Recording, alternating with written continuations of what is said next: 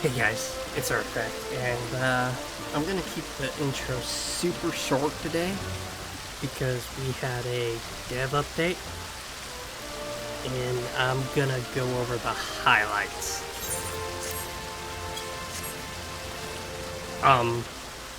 Remember just the big talking points. I'm not gonna go over every little detail.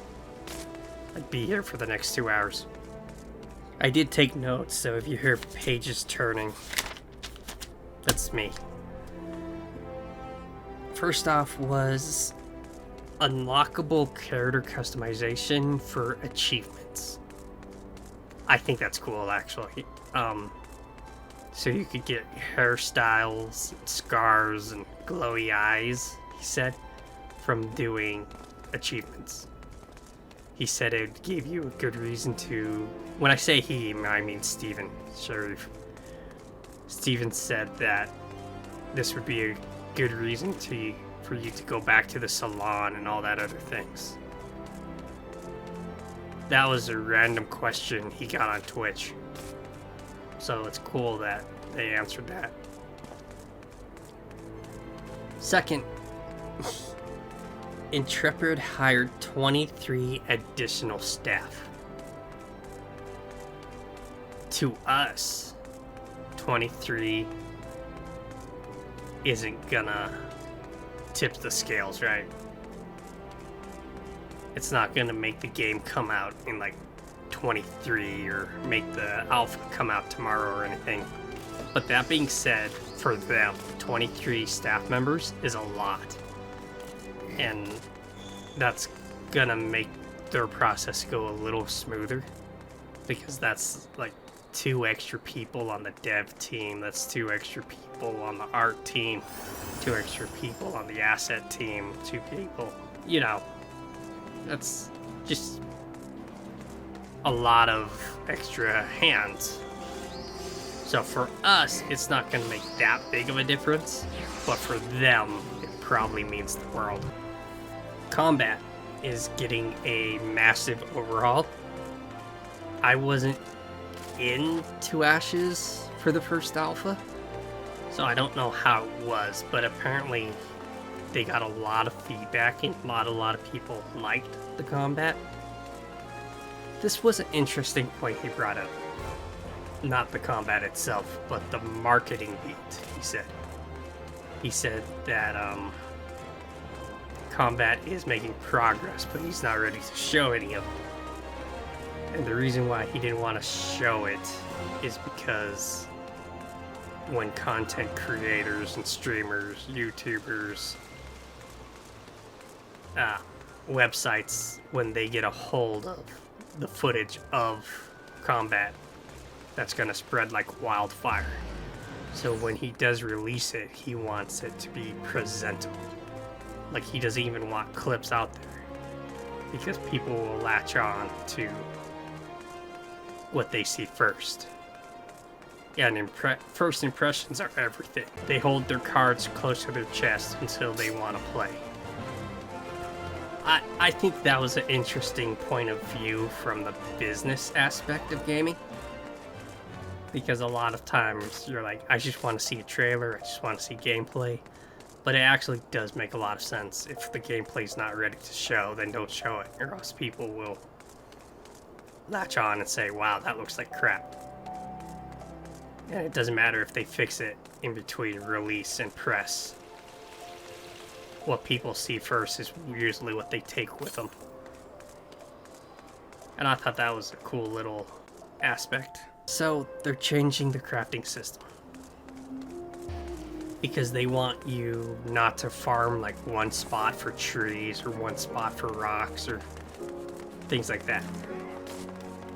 They want to make it where it affects the land. Where if you cut down all the trees in one area, that area is going to stay cut down for a while. And it'll make you go out and find other areas to farm. And it will also affect the landscape of it. If you farm out one area, then that area won't have trees for a while. if you mine a bunch of rocks, that area won't have rocks for a while. And I think it's a cool in concept. If they could stick that landing, I think that's really cool. The event system. Okay, this was the major story. This was the home run in my opinion. If they stick the landing, I think they might be dreaming a bit too big right now. But at the same time, Lord of the Rings, Shadow of Mordor pulled off a system similar to this. And I'll get into that here in a bit. But basically, there are events in the world. World events. Some of them are weather, some of them are a bunch of goblins attacking a city. And the thing about the events is they will snowball if you don't take care of them soon. Steven compared it to a D&D campaign where the world clock is always ticking. So you have your bad guy in a D&D campaign who sets out something, and if you don't take care of it, that small problem will become a big problem. He talked about a tree falling in a forest, and if that tree falls and you go investigate it, you could stop a world catastrophe. But if you don't investigate it, that tree falling could lead to major ripples in the world. I've seen a system like this. Shadow of Mordor. That game had something called the Nemesis system, right? Where if you kill a captain... No, if a captain kills you, then he upgrades himself. And if you keep losing to this captain, he's gonna turn into like this unstoppable beast. And other captains kill other captains. Actually, the Nemesis system was really cool. And I'm kind of reminded of that, how something so small can just escalate into something really big. It actually got me kind of excited. I'm like, this is really cool if they stick the landing. Right, if they stick the landing, the event system could be one of the coolest things in gaming.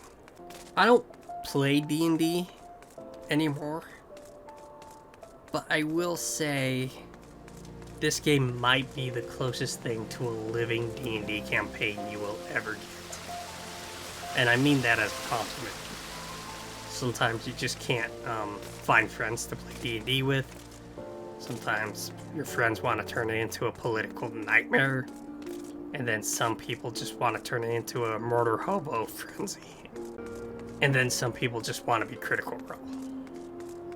Those poor souls. But the event system was like my big takeaway. And I feel like that could be one of the big selling points of this game. Next was like the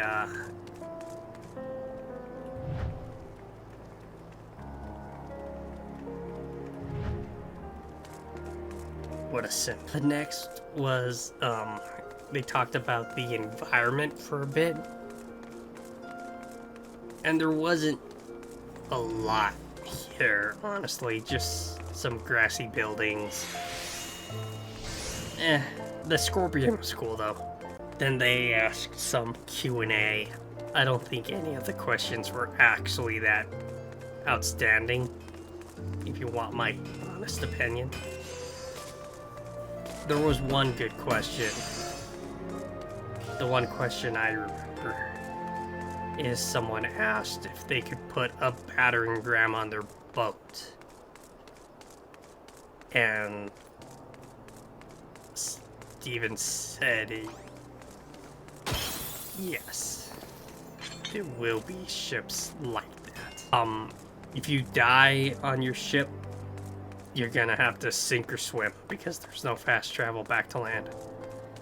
He did say consequences of losing, so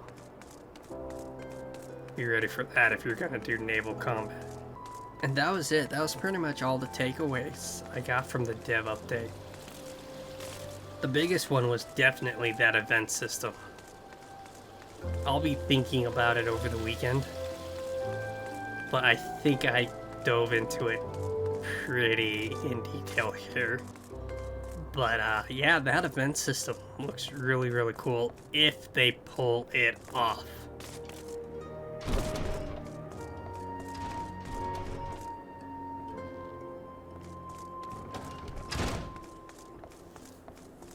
Alright guys, this is the end of the video. And this is where opinions just fly. And I really did enjoy the dev update today, actually. And honestly, I don't even watch them for Final Fantasy, the live letters. But I'm gonna try to make this a monthly series where I just kind of review the dev updates in a quick manner without gimmicks or bullcrap. And tell you guys what's going on.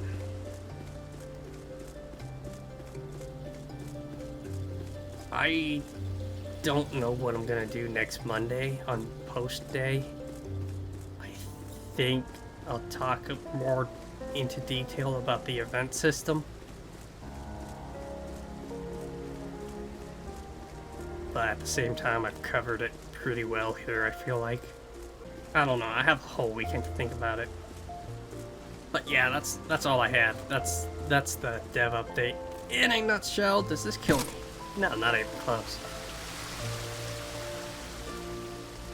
Okay, well. Thanks for watching if you made it this far, and see you on the next one. Artifact out.